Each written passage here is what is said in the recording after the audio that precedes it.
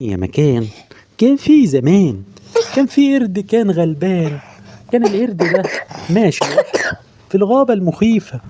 راح القرد الغلبان كان ماشي في الضلمة، وكان ماشي لوحده الغلبان.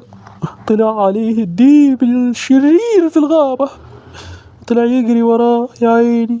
فضل يجري ورا القرد الغلبان لحد ما مسكه وراح كاله من ديله.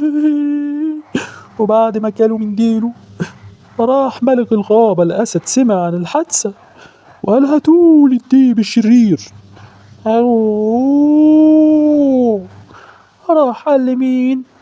قال للثعلب المكار، قال له روح هاتلي الديب الشرير علشان نحاسبه على اللي عمله. راح الثعلب المكار راح للديب الشرير قال له يا ديب تعالى ملك الغابة عايز يشوفك يا ديب. راح الديب رد عليه وقال له عايزني في ملك الغابة؟ أنا ما عملتش حاجة، أنا والله ما عملت حاجة. راح الديب الشرير يا ابو مشي مع الثعلب المكار وراحوا لملك الغابة. قال له عايز ايه يا ملك الغابة؟ والله ما عملت حاجة. قال له انت اكلت القرد الغلبان في الغابة يا شرير، انا لازم اعاقبك واحاسبك ولازم تتعاقب على اللي انت عملته. راح الثعلب المكار قال له يا ملك الغابة انا شفته وهو بياكل يا ملك الغابة، شفت الديب الشرير وهو بياكل القرد الغلبان. راح ملك الغابة قال يا شرير أنا لازم أحكم عليك بالإعدام.